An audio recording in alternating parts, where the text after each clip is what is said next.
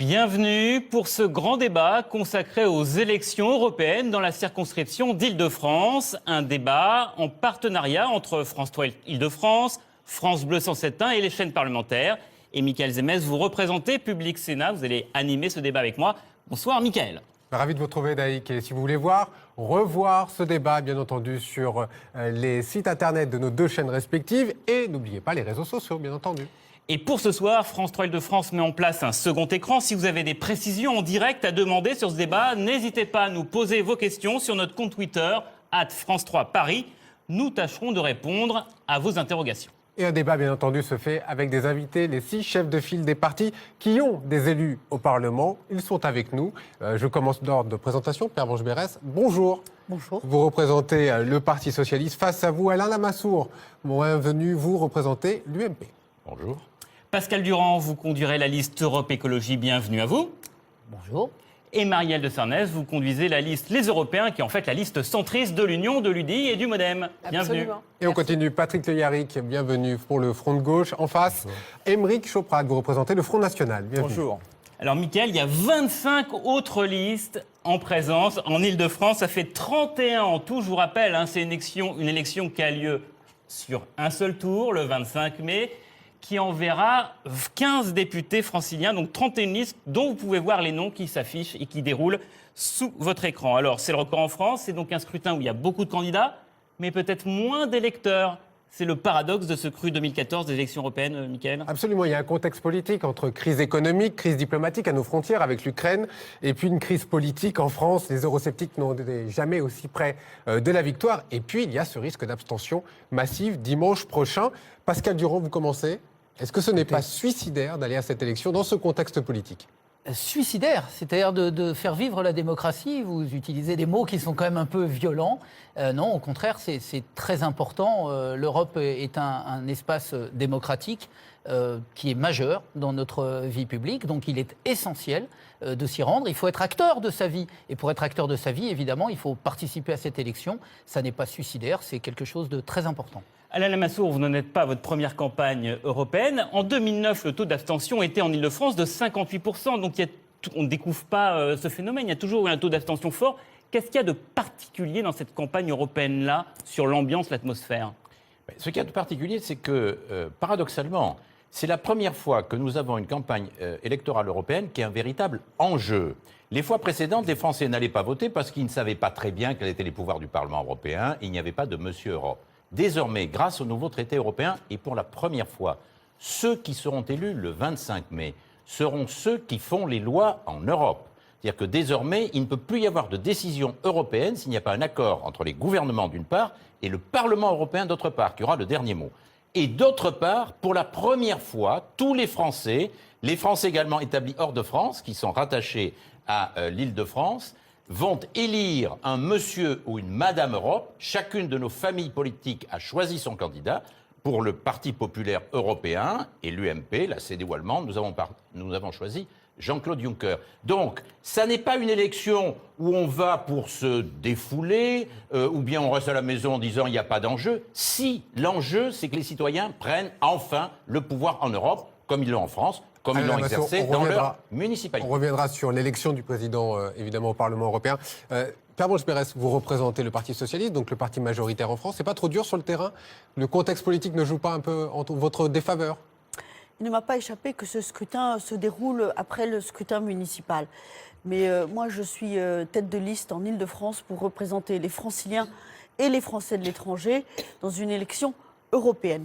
Je ne me trompe pas de campagne, je ne fais pas le 3e tour des municipales, je ne fais pas un sondage grandeur nature, donc j'invite ceux qui veulent changer l'Europe à se rendre aux urnes le 25 mai pour se débarrasser d'une majorité qui est à l'œuvre composée par autour de M. Barroso, par des conservateurs et des libéraux qu'incarne également le candidat de l'UMP, M.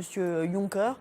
Et j'invite aussi les citoyens à ne pas considérer cette élection comme une élection nationale. C'est un enjeu continental, c'est un enjeu fondamental, c'est un enjeu européens. Ceux qui veulent peser sur le cours de l'Europe doivent aller voter le 25 mai et c'est possible. Madame Béra, je vous rappelle que vous êtes soumis à l'égalité des temps de parole, donc ne parlez pas trop parce que vous aurez plus de temps après pour parler ensuite. On va poursuivre le tour de table, mais nous sommes allés voir les Franciliens pour leur demander s'ils allaient voter ou pas dimanche. On écoute leurs réponses et on poursuit la discussion. Je pense que c'est important de donner son avis, donc j'irai voter comme à chaque campagne électorale. J'ai l'impression qu'on n'en parle pas beaucoup, quoi. Le message n'est pas très audible et on ne sait pas qui fait quoi, enfin c'est un peu particulier. À mon sens, on n'a pas l'impression qu'il y a un vrai engagement là-dessus. Et voilà, j'y vais parce qu'il y a tellement de gens dans le monde qui ne peuvent pas voter que c'est un peu dommage de ne pas y aller. Les élections municipales, c'est une proximité. Les élections présidentielles, c'est le président de tous les Français. Ouais, c'est vrai que les élections européennes, c'est, je crois, pour des députés européens, donc ça n'a pas une importance. À mes yeux, c'est bien moins important que ce qui concerne la France ou ma commune, quoi. C'est pas toujours clair, parce que ça paraît loin. Effectivement, c'est un petit peu flou et il devrait faire la lumière sur tout ce qui se passe au Parlement européen. Je ne suis pas très informée, mais j'ai quand même envie de voter tout en n'étant pas là, donc il faut que je trouve quelqu'un pour donner ma procuration. Voilà. Marielle de Cernès, plus qu'un euroscepticisme, on voit que c'est plutôt une euro-indifférence. Est-ce que ça ne vous donne pas de l'espoir pour d'infléchir le mouvement ces 5 derniers jours ? Si, bien sûr, parce que je pense que la campagne n'a pas encore démarré. Mais je suis heureuse que vous organisiez ce débat. C'est ça que je voulais dire. Parce que qu'est-ce qu'ils viennent de nous dire, les Franciliens ? C'est on n'est pas assez informés, on ne nous en a pas suffisamment parlé, on ne connaît pas trop les enjeux. Et donc je me dis que peut-être quelques jours pour parler enfin d'Europe, de l'Europe qu'on veut, c'est bien et c'est nécessaire. Oh, on va dire que c'est global pour ne pas aller trop dans le détail. Mais il y a une seule question au fond qui sera posée à ceux qui vont venir voter, j'espère le plus nombreux le 25 mai. C'est est-ce que dans le monde qui nous entoure, l'Ukraine, la guerre civile, l'Afrique, le Mali, le Nigeria, la Chine devant les États-Unis, ce qui bouleverse l'équilibre du monde, dans ce monde-là, est-ce qu'il faut plus d'Europe ou moins d'Europe ? Dans ce monde-là, est-ce qu'il faut être plus unis ou moins unis ? Et ça, c'est une question qui engage l'avenir de nos compatriotes. Et c'est la question fondamentale de l'élection. Aymeric Chauprade, l'abstention, c'est aussi un risque majeur pour vous, il ne faut pas le négliger. Alors je ferai 2 observations s'agissant de l'abstention. La première, c'est que la courbe de l'abstention à toutes les élections en France, depuis des années, épouse exactement la courbe des transferts de souveraineté vers l'Union européenne. Ce qui veut dire que c'est l'Union européenne qui tue la démocratie en France à petit feu. Plus nous transférons notre souveraineté, moins les Français votent. C'est un constat implacable.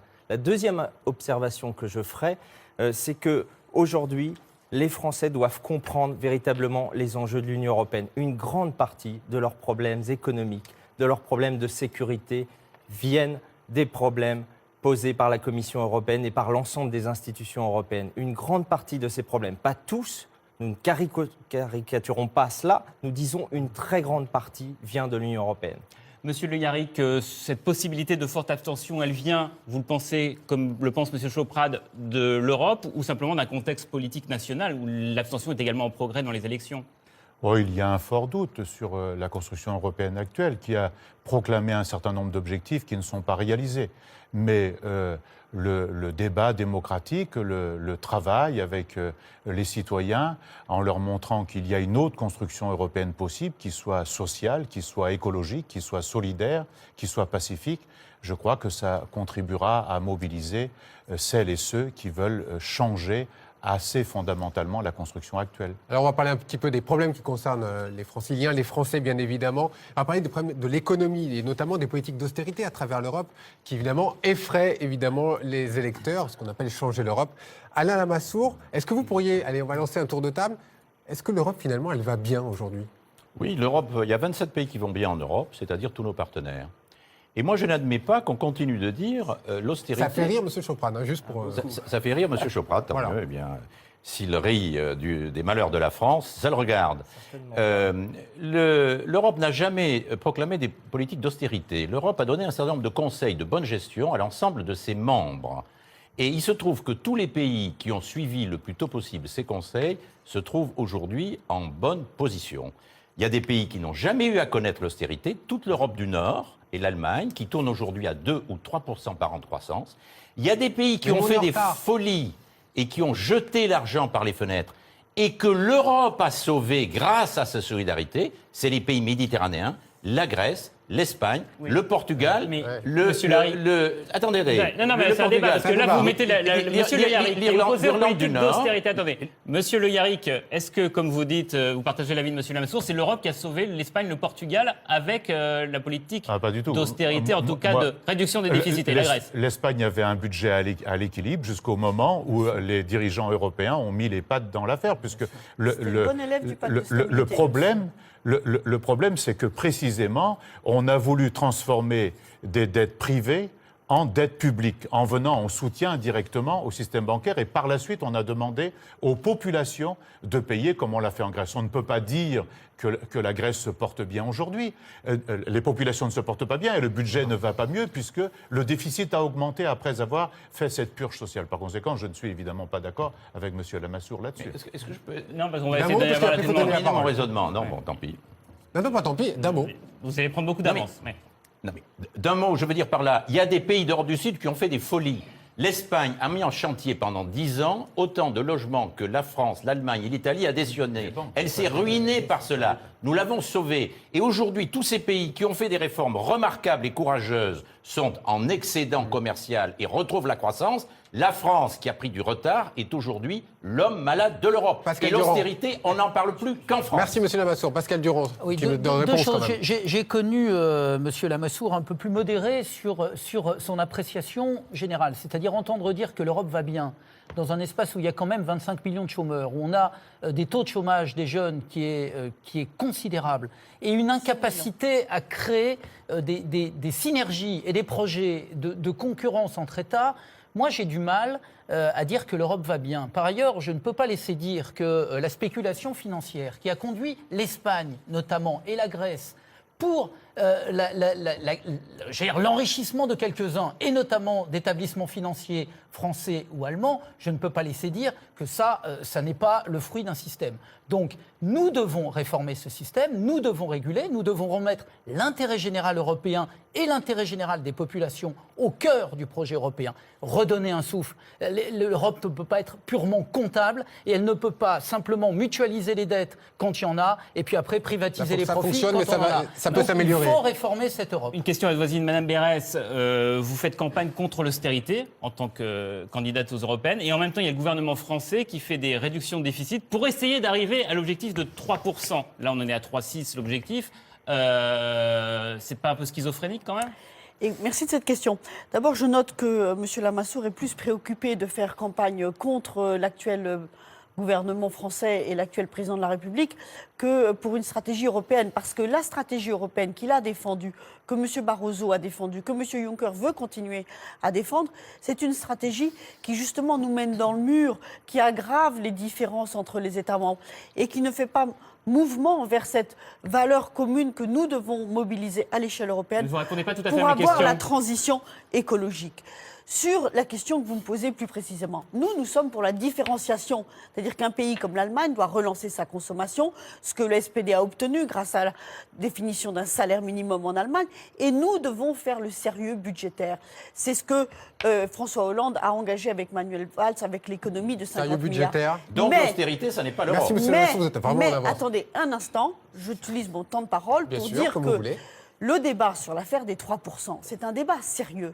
Nous ne pouvons pas, dans le budget de l'Union européenne, avoir une contribution française qui est également calculée pour compter nos déficits. Donc ces 20 milliards doivent sortir du calcul des déficits de la France. De la même manière, l'argent que nous dépensons pour intervenir au Mali, il n'y a pas de raison que cet argent, qui est un argent mobilisé pour lutter contre le terrorisme à l'échelle européenne, en fait, soit aussi calculé dans notre déficit. Marielle de Sarnez, vous avez la parole. Oui, je voudrais dire 2-3 choses simples, peut-être pour essayer de clarifier un peu. D'abord, on parle toujours de l'Europe, ça m'étonne, comme quelque chose qui nous serait étranger. L'Europe, ce n'est pas quelqu'un d'autre, l'Europe, c'est nous. Il n'y a pas une décision qui ne se prenne en Europe qui n'ait été validée par la France. C'était juste un rappel. Hein. Donc on ne peut pas faire de l'Europe, le responsable de toute l'Europe, c'est nous. Ça, c'est la première chose. Ensuite, il y a 2 choses simples. Oui, est-ce qu'il y a des difficultés en France qui sont dues à la France ? La réponse est oui. Quand on a, je ne sais pas, 150 000 jeunes qui sortent chaque année du système éducatif sans formation, ce n'est pas l'Europe, c'est la France. Et donc, nous avons nos propres difficultés et nous devons répondre, les regarder en face, ne pas considérer qu'elles sont de la faute de quelqu'un d'autre, ça nous empêche de les regarder et les régler, y apporter des solutions. En France, Et puis il y a ce que l'Europe doit faire. L'Europe, qu'est-ce qu'elle doit faire? Elle doit se recentrer sur l'essentiel. Et l'essentiel, c'est quoi? C'est la croissance et c'est l'emploi. On a besoin d'une Europe plus intégrée, plus forte, pour créer notre propre croissance et nos propres emplois. Alors, puisqu'on parle de croissance, pour répondre peut-être aux chômeurs qui nous écoutent et qui sont inquiets, le traité transatlantique, M. Choprade, auquel vous êtes opposé, est-ce que ce n'est pas une chance pour la croissance, de faire des équilibres plus équilibrés, des négociations plus équilibrées entre les États-unis et l'Europe? Alors, je ne comprends pas pourquoi vous êtes contre. Je vais vous répondre d'abord sur ce qui se passe sur ce plateau. C'est assez étonnant. Une fois de plus. Ne faites pas le coup de l'UMPF. Non, mais une fois de plus, on assiste à 5 représentants de 5 partis qui fuient leur bilan, c'est-à-dire l'Union européenne actuelle. Ces 5 représentants ici présents ont tous validé la totalité des transferts de souveraineté et des traités, dont le résultat, y compris le Parti communiste qui soutient l'euro. Donc, il est d'abord important de vous mettre face à l'enfant que vous avez fait. Ne fuyez pas vos responsabilités. Nous sommes le seul Lorsque vos représentants au Parlement européen considèrent que le détachement des travailleurs est une affaire criminelle pour ensuite s'abstenir pour ne pas non plus voter sur la taxation des transactions financières sur lequel nous avons nous-mêmes réussi à convaincre l'UMP et les libéraux. Je vous ai laissé parler. Oui, mais vous les mettez en cause. Vous les mettez en cause, mais je ne pas les répondre. Je vous ai laissé parler. Donc vous avez un bilan. Vous nous faites le coup de la nouvelle Europe qui arrive à chaque fois. On va changer. L'Europe de demain sera gentille, tout se passera bien. On fera traverser les vieilles dames, tout ira bien. Écoutez, les Français ont compris. Ils ont eu 30 ans pour comprendre que ce système ne fonctionne pas. La souveraineté transférée a détruit notre démocratie contre le reste du monde. Patrick Le Yarrick. Et le traité transatlantique. Alors, non, mais tant pis, vous avez pris votre réponse pour répondre à autre chose. Sur le traité. C'est une bonne chose d'avoir un meilleur équilibre de négociation entre les États-Unis et l'Europe. Moi, je ne crois pas que ce soit une bonne chose. On va faire un marché unique entre les États-Unis et l'Union européenne pour abolir totalement les droits de douane et les taxations qui existent. On va faire une négociation sur ce qu'on appelle les normes, c'est-à-dire les normes sociales, les normes sanitaires, les normes alimentaires. Mais par-dessus le marché, pour être sûr de leur coût, ils inventent ce fameux tribunal arbitral international qui permettra à des sociétés multinationales de déférer des États et des collectivités publiques devant ce même tribunal, par-delà le droit national et le droit européen. Autrement dit, c'est un missile terrible et même, je vais même plus loin, je ne comprends pas que des gens qui ont toujours milité pour une certaine forme de construction européenne, même que je ne partage pas, s'engagent là-dedans parce que c'est la fin de l'idée européenne elle-même. Pascal Durand, moi ce que je ne comprends pas, c'est que ces négociations ont lieu actuellement. Oui. Alors dans ces cas-là, si ça ne va pas, autant partir, autant arrêter les négociations. Mais pour notre part, nous avons voté contre le mandat, donc il n'y a aucun état d'âme, contrairement à ce qui vient d'être dit, mais nous n'avons aucun état d'âme sur le fait d'arrêter ces négociations. Vous n'êtes pas sorti du gouvernement sur cette question quand le mandat a été signé par le président de la République. On est en train de parler d'Europe. Donc le contexte national revient toujours. Oui, mais pas chez moi. Moi, je vote d'un mandat qui a été donné, donc c'est le Parlement européen qui a voté. Nous avons voté contre. Mais si je peux dire pourquoi nous avions voté contre, je pense que c'est plus intéressant que notre sortie du gouvernement. Je pense que la question qui se pose est une question majeure. 40% du commerce mondial, parce qu'il faut quand même parler un tout petit peu dans la réalité, 40% du commerce mondial se passe entre l'Europe et les États-Unis. Il suffit de se promener dans la rue pour voir que des entreprises américaines, il y en a partout. Vous allez aux États-Unis, vous verrez aussi beaucoup d'entreprises européennes. Donc ça n'est pas ça qui est en cause. Le commerce fonctionne. Les droits douaniers, la barrière douanière, entre 2,3 et 3,4%. Ça n'est pas ça non plus. Donc sauf sur la question agricole. Donc la question qui se pose, c'est que ce traité, il a vocation à faire bouger les normes, de manière à pouvoir faire rentrer, notamment sur le continent européen, un certain nombre de produits dont nous ne voulons pas. Le bœuf aux hormones, du poulet à la javel, c'est ça ? Oui, mais pas simplement ça. C'est-à-dire que qu'est-ce qu'on est en train de négocier de manière opaque, puisque nous n'avons pas accès aux conditions de la négociation ? Ce sont les normes européennes. Donc on a un projet européen à défendre. Nous avons des normes que nous avons mis des années à construire et qui, contrairement à ce qu'on dit, sont d'excellentes normes et qui font de l'Europe une sorte d'îlot dans la planète de garantie, notamment sur la question de santé et d'environnement. Et donc, je n'ai pas envie de le perdre au profit de la loi du pur marché, surtout quand il y a une justice privée derrière. Marielle de Sarnez, vous êtes légèrement en retard de temps de parole. Est-ce que vos petits camarades font de la démagogie anti-américaine ou pas ? Vous êtes abstenu, je crois. Oui, je me suis abstenu parce que c'est une vraie question. Est-ce que cet accord est utile ? Est-ce qu'il est pertinent ? On verra. Moi, je n'en suis pas sûre. J'ai pas mal de lignes rouges.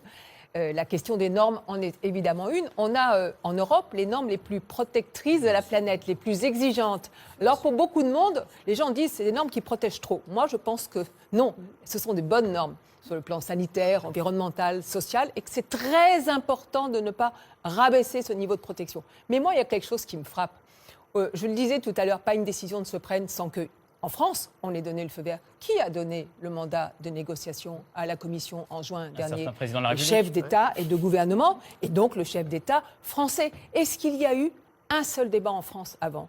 Est-ce qu'il a saisi le gouvernement? Est-ce qu'il y a eu un débat à l'Assemblée? Il y aura un débat à l'Assemblée nationale une fois que les négociations seront Vous pouvez juste me laisser finir. Vous pouvez juste me laisser finir. Qui a donné le mandat américain? Ce serait intéressant de le dire aux Français. On va y arriver. Ce serait Vous très pouvez juste me intéressant laisser de le finir. dire. Pas un seul débat organisé préalablement avant de donner un mandat de négociation.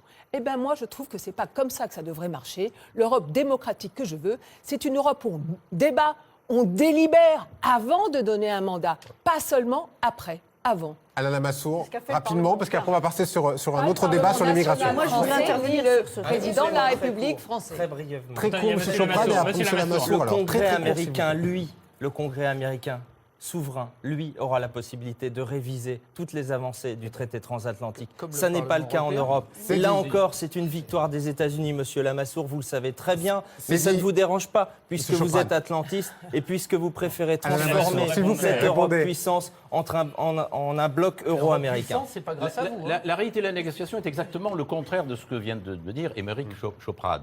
Ce traité est une idée européenne, une initiative européenne. Je suis d'accord pour qu'on prenne toutes les précautions qui ont été indiquées, mais pas pour qu'on ait peur à l'avance de négocier. Pourquoi? C'est une stratégie à moyen terme. Nous nous rendons compte que dans le monde d'aujourd'hui, face aux Chinois, les Chinois peuvent fabriquer et monter nos produits avec des prix de revient plus bas que les nôtres parce qu'ils ont des salaires extrêmement bas. Par contre, ils ont du retard dans l'invention.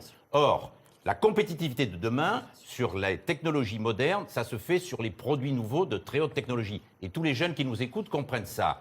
Notre intérêt, à nous occidentaux, c'est de se mettre d'accord entre les Européens et les Américains pour avoir les mêmes normes techniques sur les énergies renouvelables, sur les techniques de communication, etc., de manière ensuite à les imposer d'abord aux multinationales. Aujourd'hui, la multinationale comme Microsoft ou Steve Jobs, qui arrive la première sur le marché, impose ces normes. Est-ce que je peux terminer? Vous ne parlez pas des appellations d'origine. Je vais en parler, Parlez-en, vous c'est très laissez intéressant. terminer.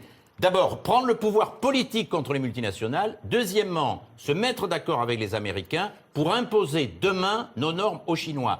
Sachant que sur la normalisation, contrairement à ce qu'on pourrait croire, les Européens sont beaucoup plus habiles que les Américains qui ont peur et qui traînent les pieds parce que le marché européen, après 30 ans d'harmonisation, est beaucoup plus intégré que le marché des 50 États des États-Unis d'Amérique. J'ajoute que... Moi, je voudrais intervenir. Non, on va passer à un autre Non, thème. mais parce que je suis la seule à ne pas avoir pu parler sur cet accord Alors, allez-y, transatlantique, un tout petit peu. sur lequel je me suis abstenue, comme l'ensemble de mes camarades, parce que nous n'acceptons pas qu'il y ait inclus dans cet accord transatlantique cette possibilité de la Cour d'arbitrage qui donne le pouvoir aux multinationales. Là-dessus, vous êtes d'accord avec Sur M. le Durand. fond, sur le fond, pour nous, ce sera un accord de juste échange où il n'en sera rien. Voilà notre ligne de conduite. Alors, Mais là, nous sommes d'accord sur le vote final. Ah bah, si vous êtes d'accord, c'est formidable. Nous sommes qu'au début de la négociation. on va passer à un autre Le débat porte sur le point de Attendez, savoir si monsieur on doit Lamassoure. négocier ou Vous pas. avez voté le Vous mandat. poursuivrez ce débat au Parlement européen si vous êtes élu, puisqu'il sera poursuivi. Et justement, vous serez l'un des éléments de ce pouvoir en Europe, mais pas le seul.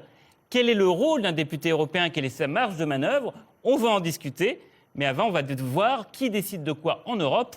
On regarde cette petite animation. On parle volontiers du triangle institutionnel de l'Europe. Eh bien, ce triangle est un carré.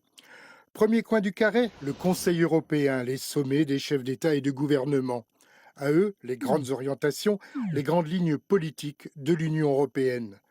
Ces grands principes doivent ensuite être mis en musique. Et c'est là qu'intervient le second coin de notre carré, la Commission européenne. Elle élabore les textes européens destinés à mettre en application les grandes politiques agricoles, mais aussi le respect de la libre circulation des marchandises et des hommes, ou bien encore les politiques environnementales ou d'aide aux régions. Ces hommes et ces femmes, 28, sont issus des 28 pays de l'Union européenne. Il s'agit pour eux également ensuite de faire respecter ces textes.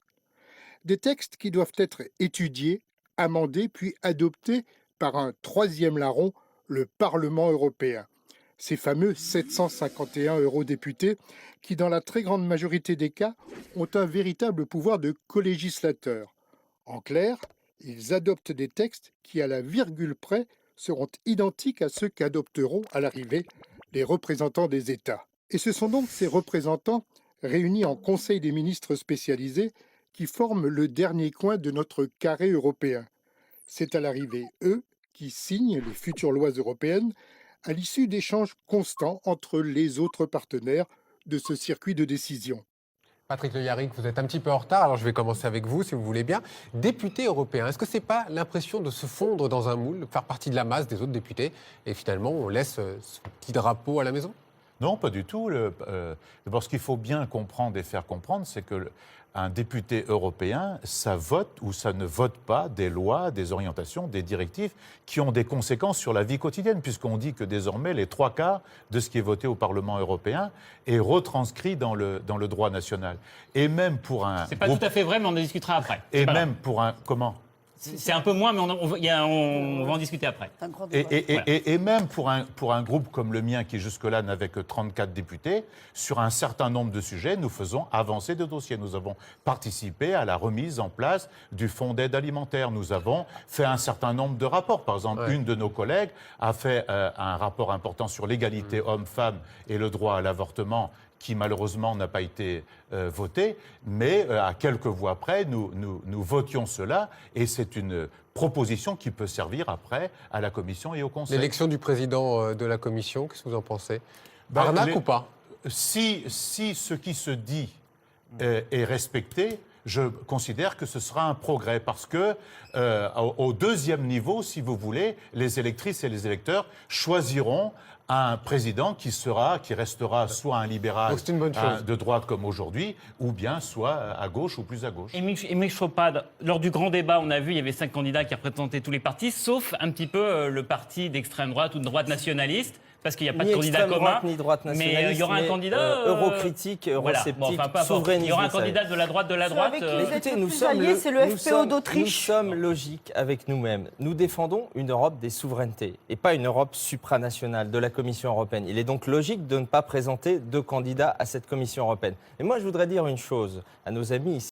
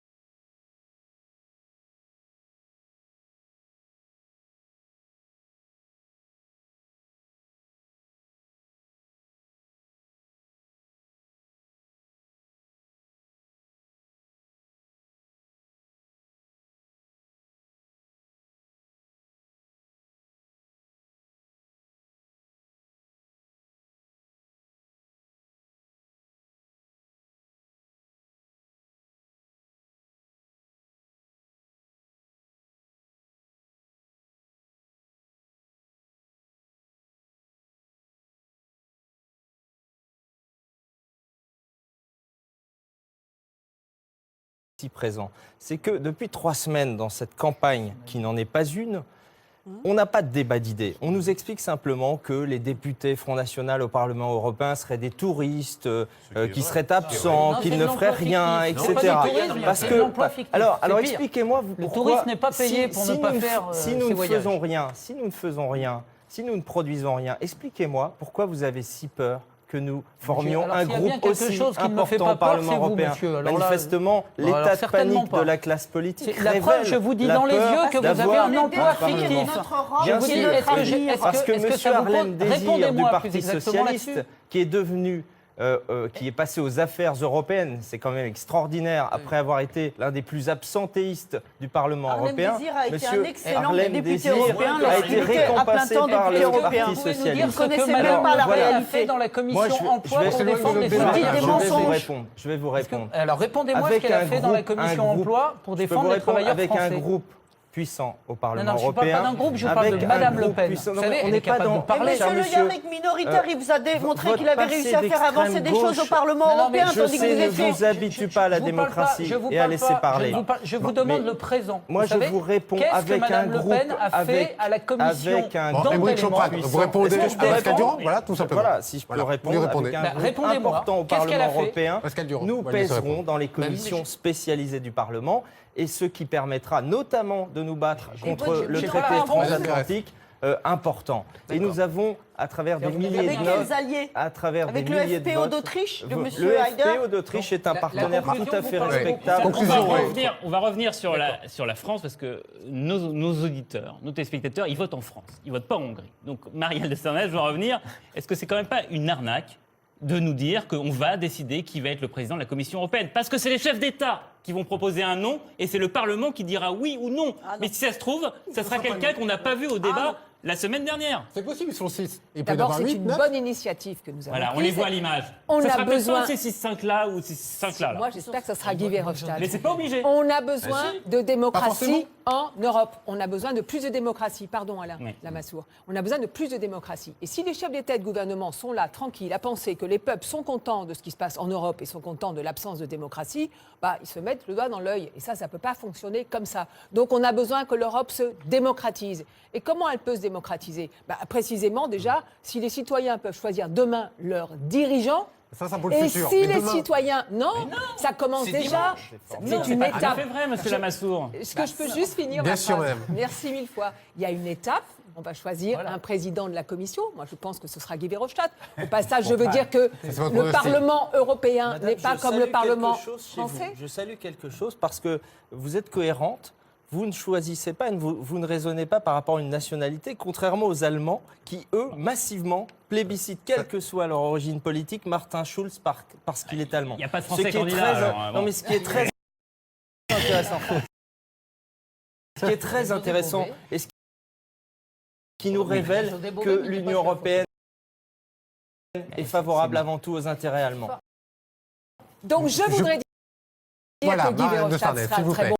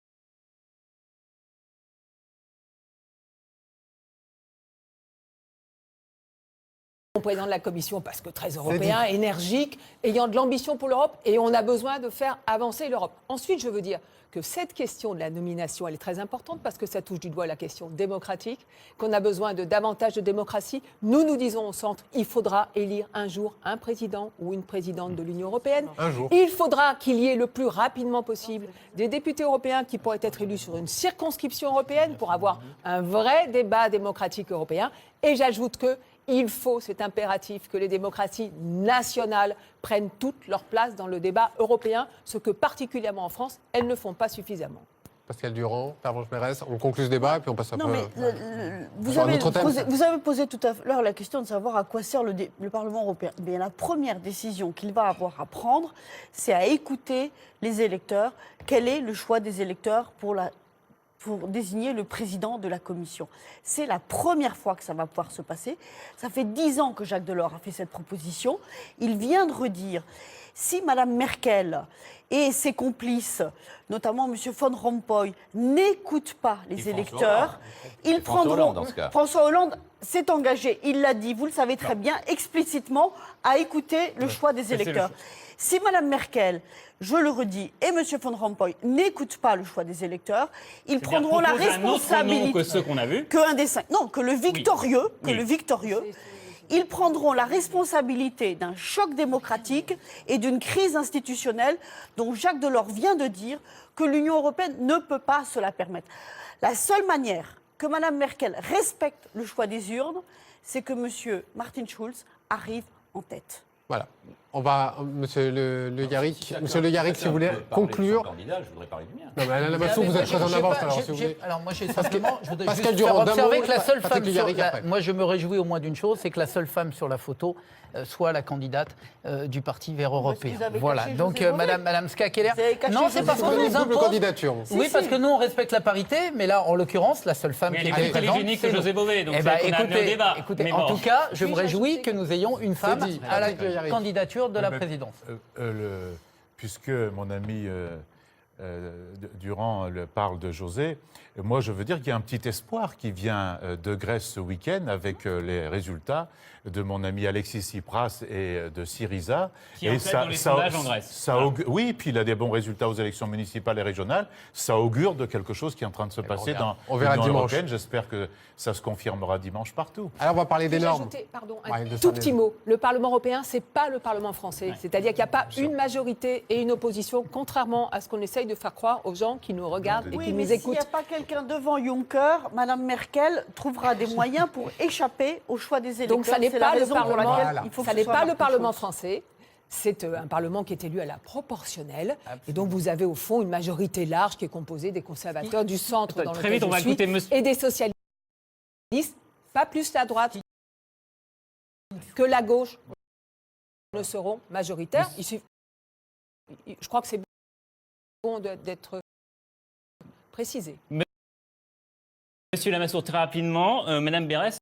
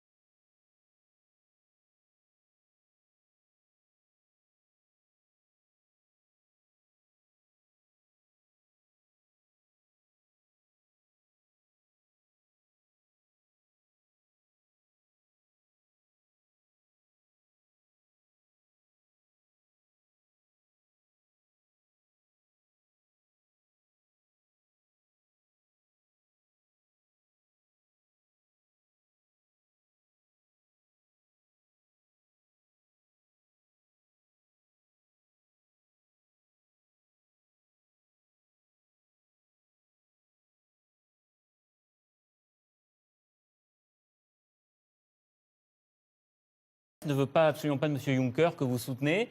Oui, mais ce qui est normal. Oui, c'est normal. Mais elle fait un procès d'intention à Madame Merkel. Non, j'écoute ce qu'elle a dit. J'écoute ce qu'elle a dit. Oui, mais ce qui est très important, ce sont les citoyens qui vont décider. Et je voudrais, si c'est possible, qu'on réaffiche la photographie des 5 candidats. Les 5 candidats. Le président de la commission sera l'un des 5. Lequel? Ce n'est pas obligé dans les textes, monsieur Lamassoure. Non, mais ça s'appelle la démocratie. Ça s'appelle le rapport de force, mais ce n'est pas une obligation dans les textes. Non, vous êtes mais la démocratie, ça sert à rien. le rapport de force entre qui et qui? Entre le Conseil européen et les 500 millions de citoyens européens. Ça s'appelle la démocratie. La reine d'Angleterre. Pardon, Pervenche. Elle n'est pas là. La reine d'Angleterre. Remarquez, elle serait populaire, elle serait élue. La reine d'Angleterre serait élue. La reine d'Angleterre, théoriquement, après une élection, peut nommer qui elle veut. C'est pas un rapport de force, c'est les citoyens qui décident. Le 25 mai, ça sera les citoyens qui décideront. C'est pour ça qu'il faut aller voter. Est-ce qu'on peut parler dans ce débat de vie quotidienne? Vous avez parlé des normes tout à l'heure. C'est très important. On les moque souvent, mais vous savez que c'est aussi très, très indispensable dans notre vie au quotidien. Démonstration, William Vanquis, Olivier Padin. L'Europe à votre porte, ce n'est pas qu'une expression. Votre ascenseur, par exemple, il doit respecter des normes européennes en matière de sécurité. Une obligation qui a imposé ces 10 dernières années des travaux de rénovation dans beaucoup de copropriétés. On a beaucoup d'ascenseurs qui ont 40 ans, 50 ans, voire 60 ans. On comprend bien qu'à un moment, les règles de sécurité qui étaient applicables il y a 60 ans ne sont plus du tout d'actualité aujourd'hui. Et il fallait donc une remise à niveau de ce parc. Préconisation qui a été faite au niveau européen et traduite en droit français par une loi prise en 2003. Au quotidien, l'Europe veille aussi à la sécurité alimentaire, avec des normes sanitaires à respecter sur la qualité de l'eau, par exemple. L'an dernier, l'application en France de la directive nitrate avait provoqué la colère du monde agricole. La responsabilité, ce n'est pas une responsabilité européenne, comme bon nombre veulent la faire passer, c'est bien une responsabilité française dans son application. Par exemple, vous avez en Hollande la quantité autorisée de fertilisation, et pourtant on sait qu'on est sur des polders avec de l'eau superficielle à peu près partout, on peut mettre jusqu'à 200 kg d'azote à l'hectare, alors que la France s'est limitée à 170 kg d'azote à l'hectare avec la même directive européenne. L'Europe veille également sur votre argent. Elle a imposé plus de transparence sur les frais bancaires et offert une garantie aux victimes de fraude à la carte bancaire.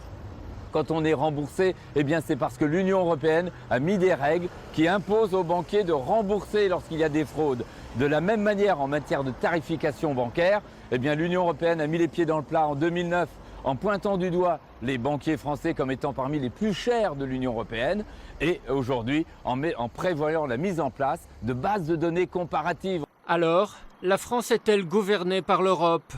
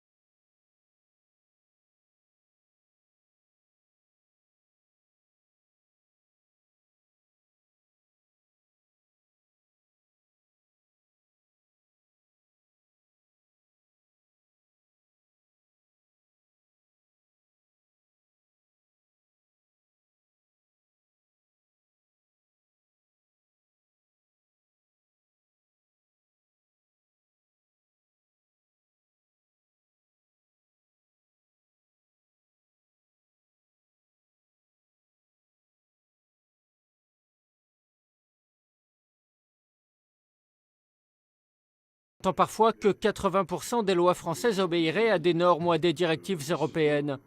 Pour ce spécialiste des institutions communautaires, la réalité, c'est moins de 20%. Ce mythe des 80% demeure parce que il est propagé par les anti-européens qui pensent que tout se passe à Bruxelles, mais sous-entendu en mal. Et parfois, il est aussi propagé par les pro-européens qui veulent notamment inciter les Européens à aller voter. Et pour ça, ils leur disent, bah oui, tout se passe là, tout se passe à Bruxelles, regardez comme c'est important. L'Europe est certes très présente dans notre quotidien, mais c'est toujours à l'Assemblée nationale que se décident par exemple les grandes politiques en matière d'éducation, de logement, de fiscalité ou de protection sociale, des domaines dans lesquels Bruxelles n'a pas encore son mot à dire. Patrick Le Yarrick, on l'a entendu dans ce reportage, c'est pas 80% des lois votées au Parlement que les Français ne maîtrisent pas aujourd'hui. Mythe ou réalité selon vous? Le reportage là est très intéressant. Il y a des choses qui sont montrées là et qui procèdent de la régulation de la vie quotidienne, mais les questions de fond ne sont pas là. La question de fond sur la vie quotidienne, elle concerne par exemple la libéralisation de l'électricité, qui conduit, non, la concurrence n'a pas conduit à baisser les prix, elle a conduit à augmenter les prix. C'est ce que nous sommes en train de discuter en ce moment à propos de ce qu'on appelle le 4e paquet ferroviaire. C'est ce qui se discute à propos de l'ensemble des paquets, des règlements que nous avons votés sur la discipline et la surveillance budgétaire, qui conduit aujourd'hui à compresser les dépenses sociales et publiques avec toutes les conséquences ces lois que sont cela votées au a. Parlement européen et quelle maîtrise pour les Français? Comment est-ce qu'ils ont cette maîtrise, les Français, Mais de ces justement, lois? le problème, c'est qu'ils n'ont pas la maîtrise, parce que ce qui serait bien, c'est qu'avant chaque élaboration de loi ou de directive, il serait bien qu'il y ait des débats nationaux sur ceci. Il pourrait y avoir un débat dans le Parlement national, puis le Parlement européen devrait avoir un pouvoir d'initiative législative, c'est-à-dire de proposition de loi, de délibérer là-dessus, à nouveau en discuter avec l'ensemble des parlements nationaux, et dans ce mouvement de va-et-vient, on élaborait des orientations communes, et évidemment, ça ce serait un autre projet européen bien plus démocratique que ce que nous avons aujourd'hui. Alors, Monsieur Le Yarrick, vous avez fait quand même un petit distinguo entre, disons, des normes sur la petite vie quotidienne et des lois qui régiraient... Non, mais j'exagère un petit peu. La petite vie. Voilà, mais et des grandes lois qui régiraient les équilibres. Monsieur Durand, c'est quand même important ce travail de normes au quotidien. C'est des normes, elles contraignent ou elles aident le quotidien? C'est vital, c'est pas important, c'est vital. Pourquoi? Parce que des fois, on a l'impression que le Parlement a honte de légiférer sur des petites normes. Justement, vous savez, on sort de... Il y a quelques semaines, nous avons connu des pics de pollution, enfin, que moi je qualifie de plateau, parce qu'à force de faire des pics, bon.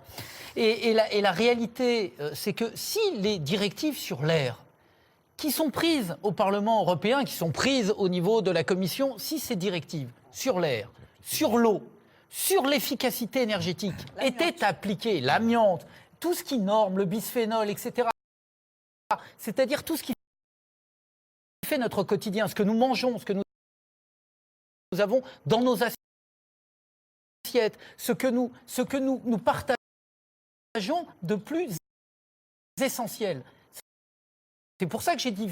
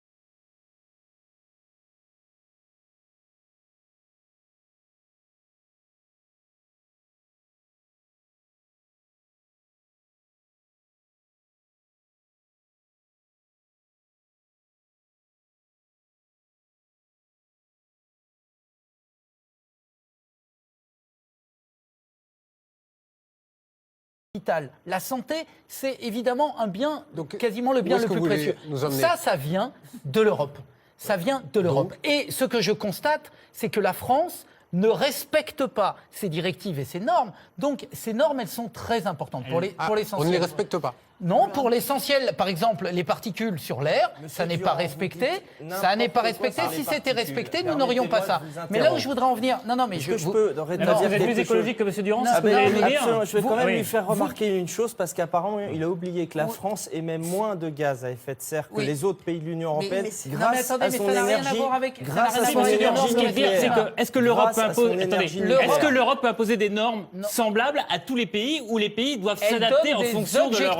Elle donne des objectifs, c'est très important. Et effectivement, par exemple, la France dispose de beaucoup d'hydraulique. Le Danemark développe beaucoup d'hydroliennes. Il y en a d'autres qui vont développer d'autres sources d'énergie. Il y a ceux qui disposent d'énergie fossile sur leur sol, d'autres non. Donc tout ça c'est, j'allais dire, c'est de la gestion à l'intérieur des pays, des choix que nous faisons. Certains pays ont du nucléaire, d'autres n'en ont pas. Tout ça sont des choix nationaux. En revanche, là où la norme est importante, personne ne pense qu'on va résoudre les questions de climat ou les questions par rapport aux États-Unis, à l'Inde, à la Chine. Il faut bien qu'il y ait un espace qui soit un espace qui protège, je répète, nos normes en matière de santé et d'environnement. Et en cela, l'Europe est irremplaçable et c'est le bon espace, le bon lieu pour défendre l'intérêt général. Marielle de Sarnez, est-ce qu'il faudrait peut-être aussi un choc de simplification peut-être au niveau européen? C'est exactement ce que j'allais dire. Bon, ouais. Je pense qu'on a fait des normes très bien. Je pense qu'au niveau pour la protection, pour tout ce qui est durable, pour tout ce qui est environnemental, c'est très important. Il y a eu d'énormes progrès.